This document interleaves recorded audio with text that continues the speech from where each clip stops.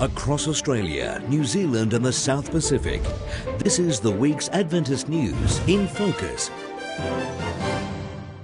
Hi, it's great to have your company. I'm Danielle Sinnott.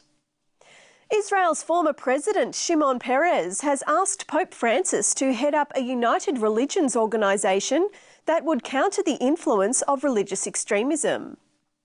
According to Crux, Mr Peres says the United Nations has run its course and that an organisation of united religions would have more moral authority to speak to the issues of the day. Mr Peres said that lately conflicts are triggered by people who use religion to excuse their violence. He said that Pope Francis is the only world leader respected enough to end today's wars. So far, the Pope has not expressed any interest in putting the plan into action.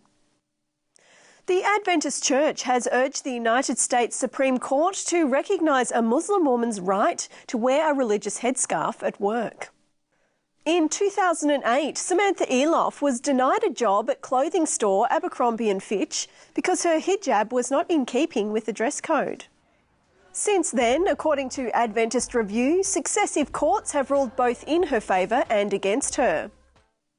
The Adventist Church has filed a Friend of the Court submission urging for the principle of religious accommodation to be preserved. This law could have a lot of negative effects. Primarily of interest to the Adventist churches, it would allow employers to effectively screen out not just Adventists but Jews and other Sabbatarians during the application process, and there would be no remedy for that. Accusations of forced conversion in India have sparked tensions between Hindus and Christians, with 20 Hindus being arrested for desecrating a church. According to Adventist Review, hardline groups are accused of pressuring Christians to return to Hinduism, but they say the conversions were voluntary. Local media reports indicate that some Adventists from the so-called untouchable caste were discouraged that their low status did not improve while they belonged to the church. Police, however, arrested a number of people who were involved in using the Adventist church building for a reconversion ceremony. Evangelistic fervour is sweeping the island nation of Vanuatu, with more than 900 people indicating a decision to follow Christ, even before a series of public meetings had concluded. Crowds of 5,000 or more gathered each night in the capital Port Vila, while crowds of others watched the health and biblical presentations broadcast live at 6 official downlink sites and around the country via free-to-air television.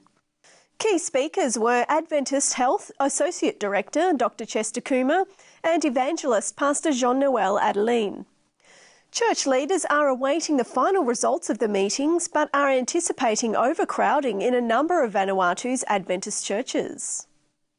There's more Christian news in this week's Record in Focus program on Hope Channel, the Australian Christian Channel and Digital 44 in Adelaide. With so much Islamist terrorism in the world, can we love Muslims? James Standish shares his perspective. I think the concern is that there's a danger that the worst actions of the worst actors be conflated with everyday Muslims. Our nutritionist Sue Rad explains how your diet can either promote or prevent cancer. So the first one that might absolutely knock your little socks off is the one about milk or dairy. And we meet Naomi Reed, missionary, author and storyteller. If you take the story and just go from left of the action a bit, tell it the same, but tell it with skin on. Tell it so they can smell those sheep and hear the sounds of the Roman soldiers. You know, then it impacts us. So that's what I did.